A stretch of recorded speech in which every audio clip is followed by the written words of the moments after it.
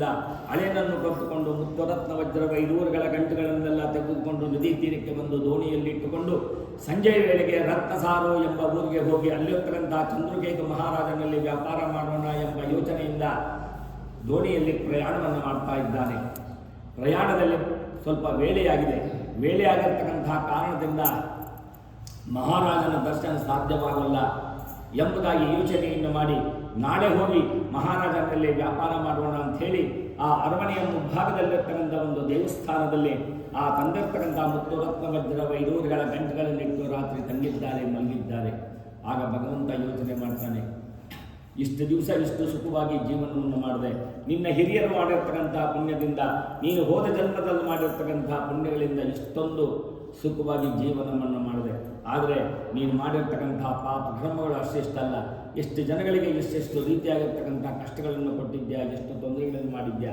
ಆ ಮಾಡಿರ್ತಕ್ಕಂಥ ಪಾಪ ಕರ್ಮದಿಂದ ನಿನಗೆ ಕಷ್ಟವನ್ನು ಕೊಡಬೇಕು, ಕಷ್ಟವನ್ನು ನಾನೇ ನೋಡಬೇಕೆಂಬ ಯೋಚನೆಯಿಂದ ಭಗವಂತ ಮಾವ ಮತ್ತು ಅಳಿಯನ ವೇಷವನ್ನು ಧರಿಸಿದ್ದಾನೆ. ಆ ಚಂದ್ರಕೇತು ಮಹಾರಾಜನ ಅರಮನೆಗೆ ಬಂದು ನೋಡುವಾಗ ಅರಮನೆಯಲ್ಲಿ ಮಹಾರಾಜ ವಿಶ್ರಾಂತಿಯಲ್ಲಿರ್ತಕ್ಕಂಥದ್ದನ್ನು ನೋಡಿ ಅಲ್ಲಿರ್ತಕ್ಕಂಥ ಬೆಳೆ ಬಾಳುವ ಪದಾರ್ಥಗಳನ್ನೆಲ್ಲ ತೆಗೆದುಕೊಂಡು ಮಹಾರಾಜ ಎಚ್ಚರಹಾಗವಾಗಿ ಶಬ್ದವನ್ನು ಮಾಡ್ತಾನೆ. ಮಹಾರಾಜ ಎದ್ದು ನೋಡ್ತಾನೆ, ಅರಮನೆಯಲ್ಲಿ ಯಾರೋ ಇಬ್ಬರು ಇರ್ತಕ್ಕಂಥದ್ದು ನೋಡಿ ಆಶ್ಚರ್ಯಪಟ್ಟು ಕಳ್ಳರು ಎಂಬುದಾಗಿ ಭಾವಿಸಿ ಅಲ್ಲೇ ಇರ್ತಕ್ಕಂಥ ಕಾವಲುಗಾರಿಗೆ ಹಿಡೀರಿ ಎಂಬುದಾಗಿ ಆಜ್ಞೆಯನ್ನು ಮಾಡ್ತಾನೆ. ಮಾವ ಮತ್ತು ಅಳಿಯನ ವೇಷದಲ್ಲಿರ್ತಕ್ಕಂಥ ಭಗವಂತ ಅರಮನೆಯಿಂದ ಆ ವಜ್ರ ವೈಡೂರುಗಳನ್ನೆಲ್ಲ ತೆಗೆದುಕೊಂಡು ಗಂಟನ್ನು ತೆಗೆದುಕೊಂಡು ಬರ್ತಾ ಇದ್ದಾನೆ. ಕಾವಲುಗಾರ ಅಟ್ಟಿಸಿಕೊಂಡು ಬರ್ತಾ ಇದ್ದಾರೆ. ಇವರು ಮಲಗಿರುವ ಸ್ಥಳಕ್ಕೆ ಬಂದು ಆ ಗಂಟನ್ನು ಹಾಕಿ ಭಗವಂತ ಮಾಯವಾಗಿರ್ತಾನೆ.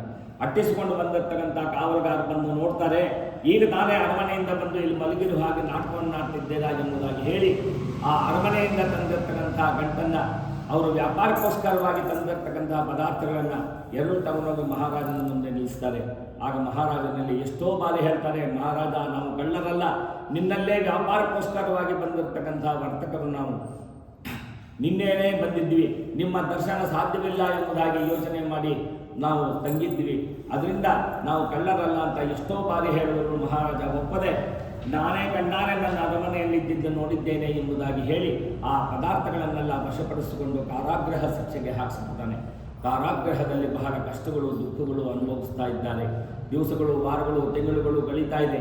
ಇತ್ತ ಏನಾಗಿದೆ, ಹೆಂಡತಿ ಮತ್ತು ಮಗಳು ಕಲಾವತಿ ವ್ಯಾಪಾರಕ್ಕೋಸ್ಕರವಾಗಿ ಹೋಗಿರ್ತಕ್ಕಂಥ ಪತಿದೇವರು, ಅಳಿಯಂದರು ಎಲ್ಲಿದ್ದಾರೆ, ಹೇಗಿದ್ದಾರೆ, ಏನು ಮಾಡ್ತಾ ಇದ್ದಾರೆ ಎಂಬ ವಿಚಾರದಲ್ಲಿದೆ. ಬಹಳ ಕಷ್ಟಪಡ್ತಾ ಇದ್ದಾರೆ. ಮನೆಯಲ್ಲಿರ್ತಕ್ಕಂಥ ದವಸ ಧಾನ್ಯಗಳು, ಪದಾರ್ಥಗಳೆಲ್ಲ ಖಾಲಿಯಾಗಿದೆ.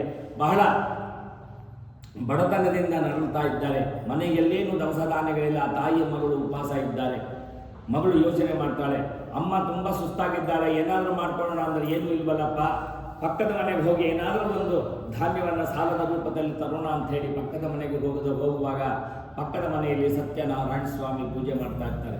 ಪೂಜೆ ಆಗೋವರೆಗೆ ಕೂತು ಪೂಜೆಯೆಲ್ಲ ಆದ ನಂತರ ಬಂದಿರತಕ್ಕಂಥ ವಿಚಾರವನ್ನು ತಿಳಿಸಿ ಧಾನ್ಯವನ್ನು ಸಾಲದ ರೂಪದಲ್ಲಿ ತೆಗೆದುಕೊಂಡು ಆ ಭಗವಂತನ ತೀರ್ಥ ಪ್ರಸಾದವನ್ನು ತೆಗೆದುಕೊಂಡು ಮನೆಗೆ ಬರುವಾಗ ಬಹಳ ವೇಳೆಯಾಗಿದೆ, ಮಗಳು ಎಲ್ಲೂ ಹೋಗಿದ್ದಾಳೆ ಎಂಬ ಯೋಚನೆಯಿಂದ ಮನೆಯ ಮುಂಭಾಗದಲ್ಲಿ ನಿಂತು ಕಾಯ್ತಾ ಇರ್ತಾಳೆ ತಾಯಿ. ಮನೆಗೆ ಬಂದಾಗ ಏನಮ್ಮ ಬೆಳಗ್ಗೆ ಹೋದೋಳು ಎಲ್ಲೋಗಿದ್ಯಮ್ಮ ಅಂತ ಕೇಳುವಾಗ, ಅಮ್ಮ ನೀನು ಉಪವಾಸ ಇರೋದು ನೋಡಿ ನನಗೆ ಬಹಳ ಬೇಸರವಾಯಿತು, ಏನಾದರೂ ತರೋಣ ಅಂತ ಹೇಳಿ ಅವರ ಮನೆಗೆ ಹೋಗಬೇಕಾದ್ರೆ ಅವ್ರ ಮನೆಯಲ್ಲಿ ಅದೇನು ಸತ್ಯನಾರಾಯಣ ಸ್ವಾಮಿ ಪೂಜೆ ಮಾಡ್ತಾ ಇದ್ರು. ಆ ಪೂಜೆ ಮಾಡ್ತಾ ಇರುವಾಗ ಸಾಲ ಕೇಳೋದು ಬೇಡ ಅಂತ ಹೇಳಿ ಕೂತು ಪೂಜೆ ಎಲ್ಲ ಆದಮೇಲೆ ಕೇಳಿ ಪದಾರ್ಥವನ್ನು ತಂದಿದ್ದೇನೆ, ನಿನಗೂ ತೀರ್ಥ ಪ್ರಸಾದ ತಂದಿದ್ದೇನೆ ಅಂತ ಹೇಳಿ ತಾಯಿಗೆ ಕೊಡುವಾಗ ಆ ಪ್ರಸಾದವನ್ನು ಸ್ವೀಕರಿಸಿದ ಮೇಲೆ ತಾಯಿಗೆ ಜ್ಞಾಪಕವಾಗುತ್ತೆ. ಆಗ ಮಗಳಿಗೆ ಹೇಳ್ತಾಳೆ, ಮಗಳೇ ನೀನು ಹುಟ್ಟಕ್ಕೆ ಮುಂಚೆನೇ ನಾನು ಸತ್ಯನಾರಾಯಣ ಸ್ವಾಮಿಯ ಪೂಜೆಯನ್ನು ಮಾಡ್ತೇವೆ ಅಂತ ಹರಕೆ ಮಾಡ್ಕೊಂಡ್ವಿ, ಆದರೆ ಇಷ್ಟು ದಿವಸವಾದರೂ ಮಾಡಲೇ ಇಲ್ಲ. ನಿಮ್ಮ ತಂದೆಯವರಿಗೆ ಹಣ, ಐಶ್ವರ್ಯ, ಆಸ್ತಿ ಇಷ್ಟೇ ಮುಖ್ಯ, ಪೂಜೆ ಪುನಸ್ಕಾರಗಳಲ್ಲಿ ಬೆಲೆ ಇಲ್ಲದ ಕಾರಣದಿಂದ ನಮಗೆ ಇಷ್ಟೊಂದು ಕಷ್ಟಗಳು ಬಂದಿರಬಹುದಕ್ಕಂಥದ್ದು. ನಾವಾದರೂ ಅವರಿವರ ಮನೆಯಲ್ಲಿ ಕೇಳೋಣ, ನಾವು ಸತ್ಯನಾರಾಯಣ ಸ್ವಾಮಿ ಪೂಜೆ ಮಾಡ್ತೀವಿ, ನಮಗೇನಾದರೂ ಸಹಾಯ ಮಾಡಿ ಅಂತ ಕೇಳೋಣ ಅಂತ ಹೇಳಿ ಆ ಭಗವಂತನಲ್ಲಿ ಭಕ್ತಿಯಿಂದ ಪ್ರಾರ್ಥನೆಯನ್ನು ಮಾಡುವಾಗ ಆ ಕರುಣಾಮಯಿಯಾಗಿರ್ತಕ್ಕಂಥ ಭಗವಂತ ಯೋಚನೆ ಮಾಡ್ತಾನೆ, ಅವರು ಮಾಡಿರ್ತಕ್ಕಂಥ ತಪ್ಪಿಗೆ ಇವರು ಇಷ್ಟೊಂದು ಕಷ್ಟ ಅನುಭವಿಸ್ತಾ ಇದ್ದಾರಲ್ಲ, ಇಷ್ಟು ದಿವಸಕ್ಕೆ ಅವ್ರಿಗೆ ಒಳ್ಳೆಯ ಬುದ್ಧಿ ಬಂದಿರಬಹುದು, ನೋಡೋಣ ಅಂತ ಯೋಚನೆ ಮಾಡಿ ಆ ಚಂದ್ರಕೇತು ಮಹಾರಾಜನ ಸ್ವಪ್ನದಲ್ಲಿ ಭಗವಂತ, ಮಹಾರಾಜ ನಿನ್ನ ಕಾರಾಗೃಹದಲ್ಲಿರ್ತಕ್ಕಂಥ ಅವರು ಕಳ್ಳರಲ್ಲ, ಅವರು ಒಳ್ಳೆಯವರೇ, ಅವರು ಮಾಡಿರ್ತಕ್ಕಂಥ ಪಾಪ ಕರ್ಮದಿಂದ ಅವರಿಗೆ ಕಷ್ಟವನ್ನು ಕೊಡಬೇಕೆಂಬ ಯೋಚನೆಯಿಂದ ಆ ದಿವಸ ಅವರ ರೂಪದಲ್ಲಿ ನಾನೇ ಬಂದಿದ್ದೇ ಹೊರತಾಗಿ ಅವರಲ್ಲ, ಅದರಿಂದ ಅವರನ್ನು ಬಿಡುಗಡೆ ಮಾಡು, ಅವರು ತಂದಿರ್ತಕ್ಕಂಥ ಪದಾರ್ಥನವನ್ನು ಅವರಿಗೆ ಹಿಂದಿರುಗಿಸಿಕೊಡು ಅಂತ ಹೇಳುವಾಗ ದಿಗ್ಭ್ರಾಂತನಾಗಿ ಎದ್ದು ಮಂತ್ರಿಯನ್ನು ಕರೆಸಿ ವಿಚಾರವನ್ನು ತಿಳಿಸಿ ಅವರನ್ನು ಕರೆಸಿ ನಾನಾ ರೀತಿಯಾಗಿರ್ತಕ್ಕಂಥ ಬುದ್ಧಿವಾದಗಳನ್ನು ಹೇಳಿ ನಿಮ್ಮ ರೂಪದಲ್ಲಿ ನಾನು ಭಗವಂತನನ್ನು ಕಂಡೆ, ನನಗೆ ಬಹಳ ಸಂತೋಷವಾಗಿದೆ ಅಂತ ಹೇಳಿ ಅವರಿಗೆ ಅವರು ತಂದಿರ್ತ ವ್ಯಾಪಾರಕ್ಕೋಸ್ಕರವಾಗಿ ತಂದಿರ್ತಕ್ಕಂಥ ಪದಾರ್ಥದ 2ರಷ್ಟು ಅವರಿಗೆ ಬಹುಮಾನವಾಗಿ ಕೊಟ್ಟು ನಾನಾ ರೀತಿಯಾಗಿರ್ತಕ್ಕಂಥ ಬುದ್ಧಿವಾದಗಳನ್ನು ಹೇಳಿ ಅರಮನೆಯಿಂದ ಕಳಿಸ್ಕೊಡ್ತಾರೆ. ಅರಮನೆಯಿಂದ ಹೊರಟು ಆದಷ್ಟು ಬೇಗ ಮನೆಗೆ ಹೋಗಬೇಕೆಂಬ ಯೋಚನೆಯಿಂದ ಮನೆಯಿಂದ ಹೊರಟು ಬರೋಲ್ಲಿಗೆ ಈ ಸತ್ಯನಾರಾಯಣ ಸ್ವಾಮಿಯ 3ನೇ ಅಧ್ಯಾಯ ಅಂತಕ್ಕಂಥದ್ದು ಇಲ್ಲಿಗೆ ಸಮಾಪ್ತಿಯಾಗುತ್ತೆ.